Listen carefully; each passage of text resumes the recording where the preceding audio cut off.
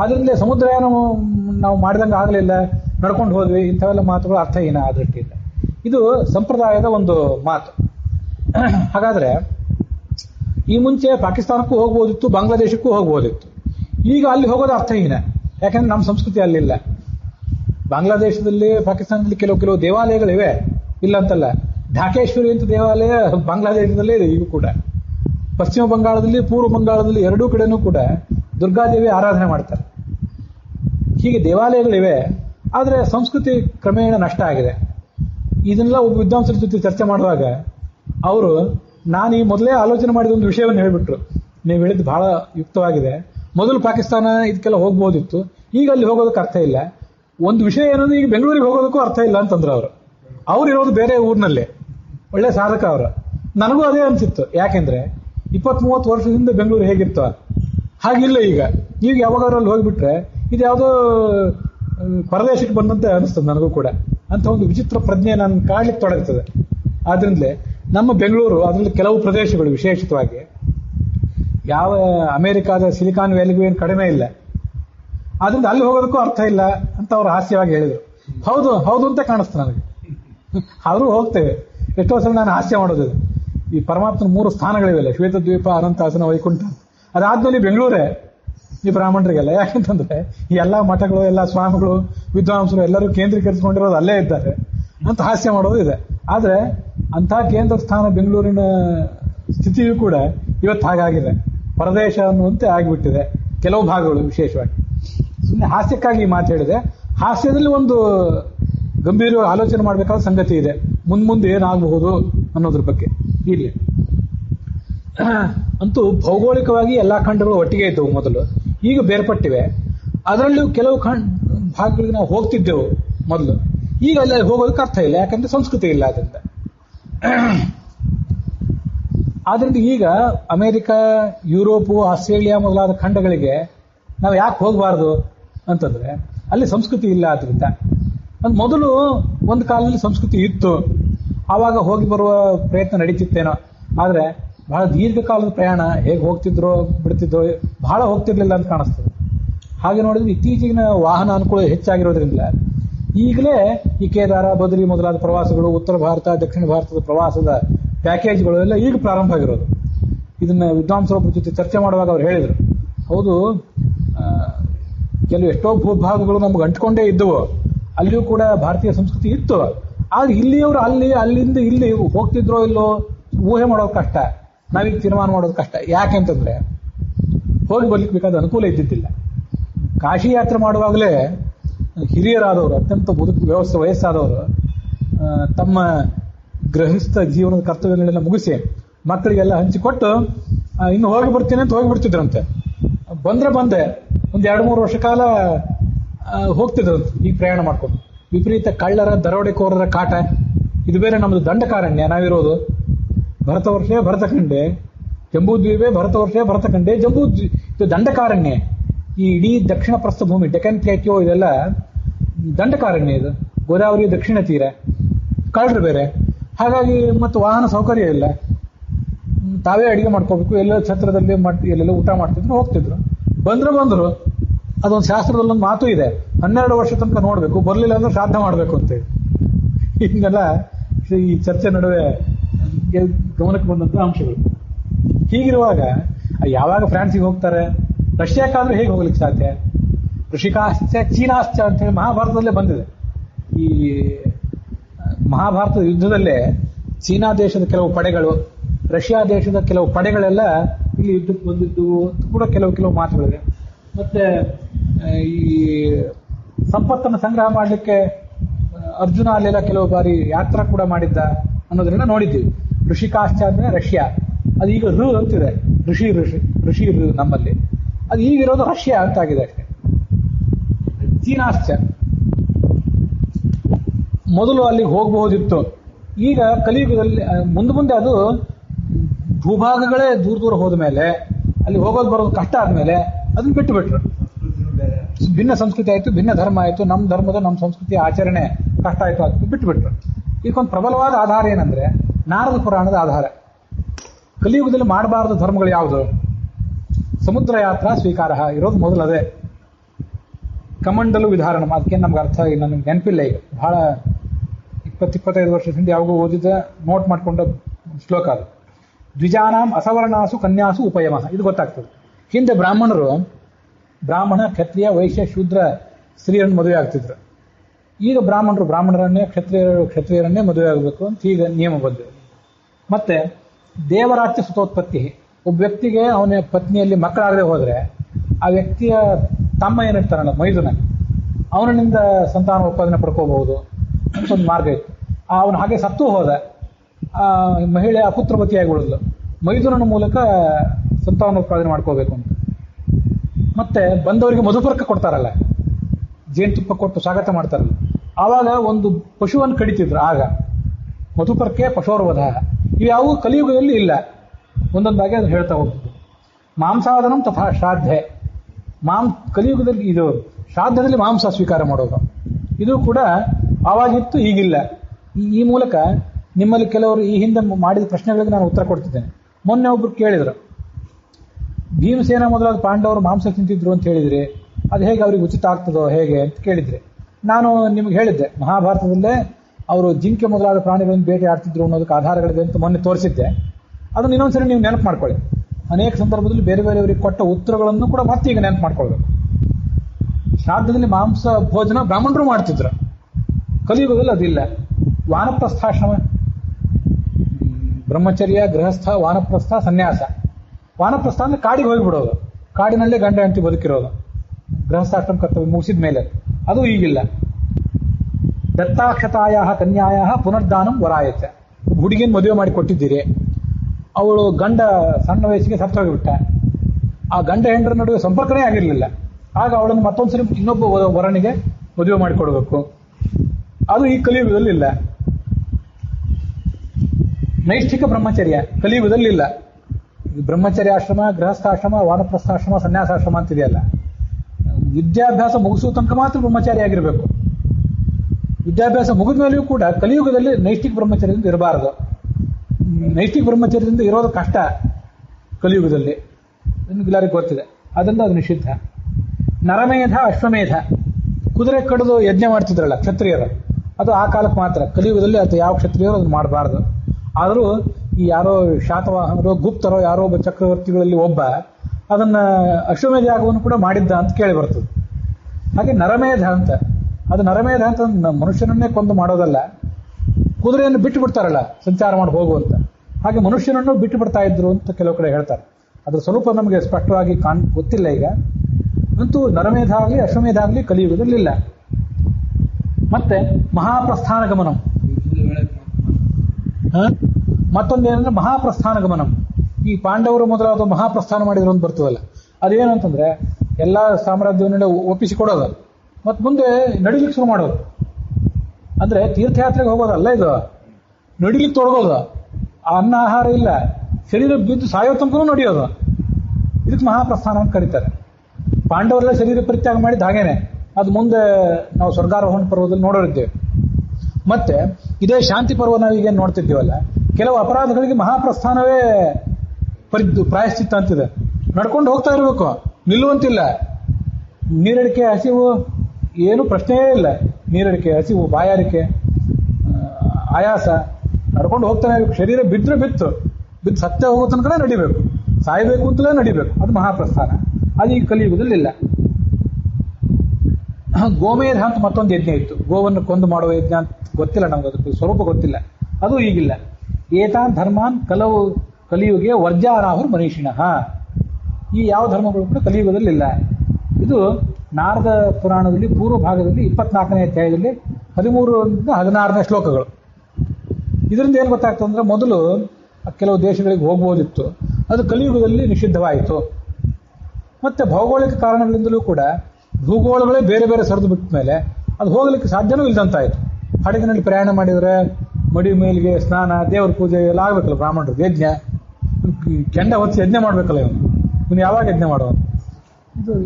ಇದು ಕೆಲವರಿಗೆ, ಬೇರೆಯವರಿಗೆ ಸಮಸ್ಯೆ ಅಲ್ಲ, ಬ್ರಾಹ್ಮಣರಿಗೆ ಬಹಳ ಸಮಸ್ಯೆ. ಆದ್ರಿಂದ ಇವನ್ನೆಲ್ಲ ಕಲಿಯುಗದಲ್ಲಿ ವರ್ಜ್ಯ ಮಾಡಿದ್ದಾರೆ. ಆದ್ರಿಂದ ಜಂಬೂದ್ವೀಪದ ಭರತ ವರ್ಷ ಅಂದ್ರೆ ಇಡೀ ಗ್ಲೋಬ್, ಇವತ್ತಿರೋ ಎಲ್ಲಾ ಗ್ಲೋಬ್ಗಳು, ನಮ್ಮ ಖಂಡಗಳು ಕೂಡ ಭರತ ವರ್ಷಗಳೇ. ಅಲ್ಲಿ ಹೋಗ್ಬೋದಿತ್ತು, ಈಗ ಹೋಗಬಾರ್ದು. ಮೊದಲು ಹೋಗ್ಬೋದಿತ್ತು, ಈಗ ಅವಕ್ಕೆಲ್ಲ ಕರ್ಮಕ್ಷೇತ್ರ ಅಂತ ಅವಾಗ ಹೆಸರಿತ್ತು. ಅಲ್ಲೂ ಕೂಡ ಅನೇಕ ಜ್ಞಾನಿಗಳಿದ್ರು. ಅಲ್ಲಲ್ಲಿ ಪಾಕಿಸ್ತಾನದಲ್ಲೇ ಒಳ್ಳೆ ವೇದಜ್ಞರ ಪಂಡಿತರಿದ್ರು, ವೇದ ಪಾಠಶಾಲೆಗಳಿತ್ತು. ಈಗ ಇಂಡಿಯಾದಲ್ಲೇ ಇಲ್ದಂಗಾಗಿದ್ದಾರೆ. ಈಗೇನು ಮಾಡೋದೇ? ಹಾಗಾದ್ರೆ ಅವೆಲ್ಲ ಮೊದಲು ಕರ್ಮಕ್ಷೇತ್ರ ಆಗಿದ್ದವು. ಮುಂದೆ ಏನಾಯ್ತು ಅಂತಂದ್ರೆ, ಆ ಕರ್ಮಕ್ಷೇತ್ರ ಅನ್ನುವ ಒಂದು ಹೆಸರನ್ನ ಸಂಕ್ಷಿಪ್ತ ಮಾಡಿದರು. ಅವೆಲ್ಲ ಕರ್ಮಕ್ಷೇತ್ರ ಅಲ್ಲ, ಭಾರತ ಖಂಡ ಮಾತ್ರ ಸಂಕ್ಷಿಪ್ತ, ಇದು ಮಾತ್ರ ಕರ್ಮ ಕ್ಷೇತ್ರ, ಇದನ್ನ ಬಿಟ್ಟು ಬೇರೆ ಎಲ್ಲೂ ಹೋಗಬಾರದು ಅಂತ ಅದನ್ನು ಸಂಕ್ಷಿಪ್ತ ಮಾಡಿದರು ಅಂತ ನನ್ನ ಆಲೋಚನೆ. ಒಬ್ಬ ವಿದ್ವಾಂಸರು ಅದನ್ನ ಒಪ್ಪಿದರು. ಈ ವಿದೇಶ ಪ್ರಯಾಣ, ಸಮುದ್ರ ಗಮನ, ಇದರ ಬಗ್ಗೆ ಒಂದು ಧೋರಣೆ ಏನು ಅಂತಂದ್ರೆ, ನಾವು ಚೈನಾ ಮೊದಲಾದ ದೇಶಗಳಿಗೆ ಹೋಗಿ ಬರ್ಬೋದು, ಅಮೆರಿಕಕ್ಕೆ ಹೋಗಬಾರ್ದು ಅನ್ನುವಂತಿಲ್ಲ. ಹೋಗಬಾರ್ದು, ಚೈನಾಕ್ಕೂ ಹೋಗಬಾರ್ದು, ಪಾಕಿಸ್ತಾನಕ್ಕೂ ಹೋಗಬಾರ್ದು, ಫ್ರಾನ್ಸಿಗೂ ಹೋಗಬಾರ್ದು, ಅಮೆರಿಕಕ್ಕೆ ಹೋಗಬಾರ್ದು, ಆಸ್ಟ್ರೇಲಿಯಾಕ್ಕೂ ಹೋಗಬಾರ್ದು. ಎಲ್ಲಿ ಧರ್ಮ ಕರ್ಮಗಳು ನಡೆಯೋದಿಲ್ಲ ಅಲ್ಲಿ ಹೋಗಬಾರ್ದು ಅಂತ ಒಂದೇ ಸ್ಪಷ್ಟವಾದ ಉತ್ತರ ಅದು. ವಿದೇಶ ಪ್ರಯಾಣ ತಪ್ಪೇ ಅಲ್ಲ ಅಂತ ಕೆಲವು ವಿದ್ವಾಂಸರು ಹೇಳೋರಿದ್ದಾರೆ. ಅದ್ರ ಬಗ್ಗೆ ಇತ್ತೀಚೆಗೂ ನಡೆದಿದೆ, ಮೊದಲು ನಡೆದಿದೆ. ಅದು ಅವ್ರ ದೃಷ್ಟಿ. ನಮ್ಮ ದೃಷ್ಟಿ ಏನಂದ್ರೆ ಸಂಪ್ರದಾಯ ನಿಷ್ಠವಾದ ದೃಷ್ಟಿ. ಅದರಿಂದ ಅಲ್ಲಿ ಹೋಗಬಾರ್ದು ಅಂತೇಳಿ. ಮತ್ತೆ ಯಾರಾದರೂ ಔದ್ಯೋಗಿಕ ಕಾರಣ ಇತ್ಯಾದಿ ಕಾರಣಗಳಿದ್ದು ಹೋಗೋರಿದ್ರೆ ಅವರವರು ತಮ್ಮ ಪಾಪ ಪುಣ್ಯಗಳಿಗೆ ತಾವು ಜವಾಬ್ದಾರಿಯಾಗಿ ಹೋಗಬೇಕು. ಶಾಸ್ತ್ರದಲ್ಲಿ ಮತ್ತು ಸಂಪ್ರದಾಯದಲ್ಲಿ ಅದಕ್ಕೆ ಯಾವುದೇ ರೀತಿಯಾದ ಸಮ್ಮತಿನೂ ಕೂಡ ಇಲ್ಲ. ನಾವು ಅನೇಕ ಸಂಗತಿಗಳನ್ನ ಶಾಸ್ತ್ರ ಸಂಪ್ರದಾಯಗಳನ್ನು ಬಿಟ್ಟೇ ಮಾಡ್ತಿದ್ದೇವೆ. ಇದನ್ನು ಒಂದು ಮಾಡೋದು ಅವರವರಿಗೆ ಬಿಟ್ಟದ್ದು. ವಾಸ್ತವಿಕವಾಗಿ ಅದು ದೋಷಕಾರಕ ಅಂತನ್ನೋದನ್ನ ಈ ಸಂದರ್ಭದಲ್ಲಿ ಸಂಪ್ರದಾಯನಿಷ್ಠ ಅಭಿಪ್ರಾಯ ಏನಿದೆ ಅದನ್ನು ನಿಮ್ಮ ಎದುರಿಗೆ ಹೇಳ್ತೇನೆ. ಹೀಗೆ ಜಂಬೂದ್ವೀಪ ಅಲ್ಲಿ ನಾವಿದ್ದೇವೆ, ಅದರಲ್ಲಿ ಭರತ ವರ್ಷದಲ್ಲಿದ್ದೇವೆ, ಅದರಲ್ಲಿ ಏಷ್ಯಾ ಖಂಡದಲ್ಲಿದ್ದೇವೆ. ಏಷ್ಯಾ ಖಂಡದ ಒಂದು ಭಾಗವಾದಂತಹ ಭಾರತೀಯ ಉಪಖಂಡ, ಇಂಡಿಯನ್ ಸಬ್ ಕಾಂಟಿನೆಂಟ್ನಲ್ಲಿ ನಾವಿದ್ದೇವೆ. ಅದರಲ್ಲಿ ಕೂಡ ಗೋದಾವರಿ ನದಿ ಭಾರತದ ನಡುವೆ ಇದೆ. ಉತ್ತರದಲ್ಲಿ ಅವರಿದ್ದಾರೆ, ಉತ್ತರ ಭಾರತದವರು. ದಕ್ಷಿಣದಲ್ಲಿ ನಾವಿದ್ದೇವೆ. ದಂಡಕಾರಣ್ಯ ಅಂತ ಇದೊಂದು ಪ್ರದೇಶ. ಶುಕ್ರಾಚಾರ್ಯನ ಮಗಳ ಒಬ್ಬಳ ಮೇಲೆ ದಂಡಕ ಅನ್ನುವ ಒಬ್ಬ ರಾಜ ಅಕ್ರಮ ಎಸಗಿದ. ಆಗ ಅವರು ಕುಪಿತರಾಗಿ, ನಿನ್ನ ರಾಜ್ಯ 7 ದಿವಸದ ಒಳಗೆ ಧೂಳಿನ ಮಳೆ ಸುರಿದು ನೀನು ನಿನ್ನ ಸಂಪತ್ತು, ನಿನ್ನ ರಾಜ್ಯ, ಸೇನಾಪತಿಗಳು, ಪ್ರಜೆಗಳು ಎಲ್ಲರೂ ಹಾಳಾಗಿ ಹೋಗಿ ಶಾಪ ಕೊಟ್ಟಿದ್ರು. ಧೂಳಿನ ಮಳೆ ಸುರಿದು ಇಡೀ ರಾಜ್ಯ ನಷ್ಟ ಆಗೋಯ್ತು. ಅವಾಗೆಲ್ಲ ಇಡೀ ದಕ್ಷಿಣ ಭಾರತ ಭೂಮಿಯೆಲ್ಲ ದಂಡಕಾರಣ್ಯ ಆಗೋಯ್ತು. ಆ ದಂಡಕಾರಣ್ಯದಲ್ಲೇ ರಾಮ ಇದ್ದಿತ್ತು. ವಸ್ತುತ ಇದು ದಂಡಕಾರಣ್ಯವೇ. ಅದು ಕ್ರಮವಾಗಿ ನಾವು ಎಲ್ಲವನ್ನು ಕಡಿದು ಹಾಕಿದ್ದೀವಿ, ಕಾಡುಗಳನ್ನೆಲ್ಲ. ಈಗ ದಂಡಕ ಪ್ರದೇಶ ಅಂತ ಆಗಿದೆ ಅಷ್ಟೇ. ಈಗ ದಂಡಕ ಅರಣ್ಯ ಇದ್ದದ್ದು ದಂಡ ಪ್ರದೇಶ ಅಂತ ಆಗಿದೆ. ಈ ಕೊನೆ ಇಷ್ಟೆಲ್ಲ ಅಭಿಪ್ರಾಯ ಹೇಳಿದ್ದೇನೆ. ಇದ್ರ ಬಗ್ಗೆ ನಿಮ್ಮ ಆಲೋಚನೆ ನೀವು ತಿಳಿಸ್ಬೇಕು. ಭಾಗವತ ತಾತ್ಪರ್ಯದಲ್ಲಿ 2 ಶ್ಲೋಕಗಳು ಇದ್ರ ಬಗ್ಗೆ ಬರ್ತವೆ. ಅದ್ರ ಬಗ್ಗೆನೂ ಕೂಡ ಒಂದಿಷ್ಟು ವಿಷಯಗಳನ್ನು ಹೇಳಬೇಕು. ಭಾಗವತ ತಾತ್ಪರ್ಯದಲ್ಲಿ ಆ ವಿಷಯ ಬರೋದು ಅಂತಂದ್ರೆ ಅದು ಮೂಲ ಭಾಗವತದಲ್ಲೇ ಆ ವಿಷಯಗಳಿವೆ. ಅದನ್ನ ಸ್ಪಷ್ಟಪಡಿಸಿದಂತಹ ಒಂದು ಭಾಗ ಅದು. ಅದೇನು, ಭರತ ವರ್ಷದ ಮಹಿಮೆಯನ್ನು ಒಂದ್ ಕಡೆ ಹೇಳ್ತಾರೆ. ಯದ್ಯತ್ರಣ ಸ್ವರ್ಗ ಸುಖಾವಶೇಷಿತಂ ಸ್ವಿಷ್ಟಸ್ಯ ದತ್ತಸ್ಯ ಕೃತಸ್ಯ ಶೋಭನಂ ತೇನ ಅಬ್ಜನಾಭ ಸ್ಮೃತಿ ಜನ್ಮನ ಸ್ಯಾತ್ ವರ್ಷೇ ಹರಿರ್ಭಜಿತಾಂ ಶಂತನೋತಿ. ಇದು ನೋಡಿ ಏನು ಅಂತಂದ್ರೆ, ಈ ನಾವು ಏನಾದ್ರೂ ಯಜ್ಞ ದಾನ ಮೊದಲಾದ ಕರ್ಮಗಳೇನಾದ್ರೂ ಮಾಡಿ ಬಹಳ ಪುಣ್ಯ ಪಡೆದಿದ್ರೆ ಸ್ವರ್ಗಕ್ಕೆ ಹೋಗ್ತೀವಲ್ಲ, ಅಲ್ಲಿ ಸುಖ ಅನುಭವಿಸಿದ ಮೇಲೆ ಏನಾದರೂ ಒಂದು ಸ್ವರ್ಗ ಸುಖ ಎಲ್ಲ ಅನುಭವಿಸಿದ ಮೇಲೆ ಸ್ವಲ್ಪ ಏನಾದರೂ ಉಳಿದಿದ್ರೆ ಅದರಿಂದ ನಮಗೆ ಮತ್ತೆ ವರ್ಷದಲ್ಲೇ ಜನ್ಮ ಬರಲಿ, ಈ ವರ್ಷದಲ್ಲೇ ನಮಗೆ ಜನ್ಮ ಬರಲಿ ಅಂತ ಕೇಳ್ಕೊಂಡೊಂದು ಮಾತಿದೆ. ಅದಕ್ಕೆ ಭಾಗವತ ತಾತ್ಪರ್ಯದ ಒಂದು ಶ್ಲೋಕ ಇದೆ, ಕೂರ್ಮ ಪುರಾಣದ ಮಾತು. ಅನಧಿಕಾರಿಣೋ ದೇವ ಸ್ವರ್ಗಸ್ಥ ಭಾರತೋದ್ಭವಂ ವಾಂಛಂತ್ಯಾತ್ಮ ವಿಮೋಕ್ಷಾರ್ಥಂ ಉದ್ರೇಕಾರ್ಥೆ ಅಧಿಕಾರಿಣ ಅಂತ.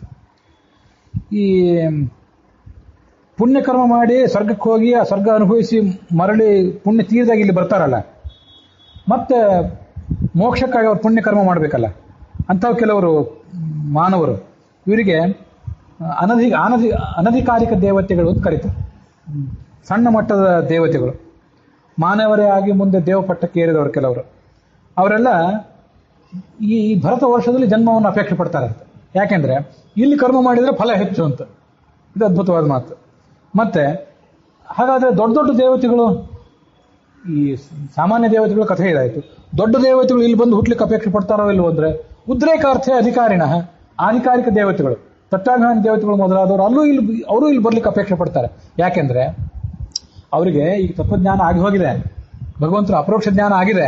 ಆದ್ರೂ ಇಲ್ಲಿ ಯಾಕೆ ಬರ್ತಾರೆ ಅಂದ್ರೆ ಇಲ್ಲಿ ಅವ್ರ ಕರ್ಮಗಳನ್ನು ಮಾಡಿದ್ರೆ ಆ ಕರ್ಮದಿಂದ ಮೋಕ್ಷದಲ್ಲಿ ಅವ್ರಿಗೆ ಆನಂದ ಹೆಚ್ಚಳ, ಅದಕ್ಕಾಗಿ ಬರ್ತಾರೆ ಅಂತ ಕೂರ್ಮ ಪುರಾಣ ಒಂದು ಮಾತಿದೆ. ಇದು ಒಟ್ಟಾರೆ ಭಾರತ ವರ್ಷದ ಮಾತೇ ಇದು, ಇಡೀ ಗ್ಲೋಬಿನ್ ಮಾತೇ ಇದು. ಆದ್ರೂ ಮುಂದೆ ಅದು ಭರತ ಖಂಡಕ್ಕೆ ಸೀಮಿತ ಆಯ್ತು ಅಷ್ಟೇ. ಇದು ನನ್ನ ಆಲೋಚನೆ. ಇಲ್ಲಿ ನೋಡಿ, ಇದು ಭಾಗವತದ ಪಂಚಮ ಸ್ಕಂದದ 19ನೇ ಅಧ್ಯಾಯದ 28ನೇ ಶ್ಲೋಕ ನಾನೀಗ ಓದಿದ್ದು, ಅದರ ತಾತ್ಪರ್ಯ ಓದಿದ್ದು.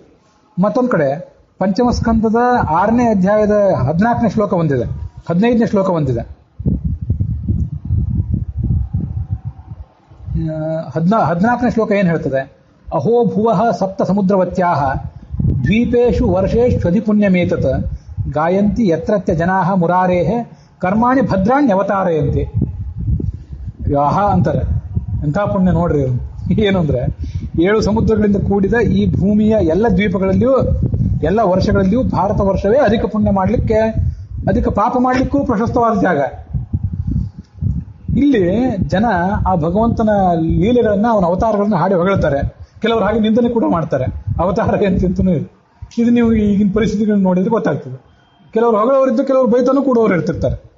ಅಲ್ಲಿಯೂ ಕೂಡ ಬ್ರಹ್ಮಾಂಡ ಪುರಾಣದ ಒಂದು ಶ್ಲೋಕವನ್ನು ಆಚಾರ್ಯ ಉಲ್ಲೇಖ ಮಾಡ್ತಾರೆ ಭಾಗವತ ತಾತ್ಪರ್ಯದಲ್ಲಿ. ವಿಶೇಷಾತ್ ಭಾರತೀಯ ವರ್ಷೆ ಚರೇಯು ಪುಣ್ಯಮಪ್ಯಥ ಚರೇಯು ಪಾಪಮಪ್ಯಥ ತಥೈವ ಭಗವದ್ಭಕ್ತಿ ಪೃಥಿವ್ಯಾಂ ನಾಣ್ಯ ವರ್ಷಗಾಹ. ಅದೇನು ಅಂತಂದ್ರೆ, ಭಾರತ ದೇಶದಲ್ಲಿ ಪುಣ್ಯ ಪಾಪ ಎರಡನ್ನೂ ಕೂಡ ಮಾಡ್ಲಿಕ್ಕೆ ಅವಕಾಶ ಹೆಚ್ಚು. ಇನ್ನು ಬೇರೆ ವರ್ಷಗಳಲ್ಲಿ ಹೀಗಿಲ್ಲ. ಅನ್ಯ ವರ್ಷಗಾಹ, ಅಲ್ಲಿ ನೀವು ಪುಣ್ಯ ಪಾಪ ಇವುಗಳನ್ನ ಹಿಂದೆ ಮಾಡಿದ್ದನ್ನ ಪುಣ್ಯದ ಫಲವನ್ನು ಅಲ್ಲಿ ಅನುಭವಿಸಬೇಕು. ಹೊಸ ಪುಣ್ಯ ಮಾಡಿ ಸಾಧನೆ ಮಾಡ್ಲಿಕ್ಕೆ ಅಲ್ಲಿ ಅನುಕೂಲ ಇಲ್ಲ. ಅದು ನಾವು ಮಾಡಿದ ಉಳಿದ 8 ವರ್ಷಗಳ ಕಥೆ ಇದು.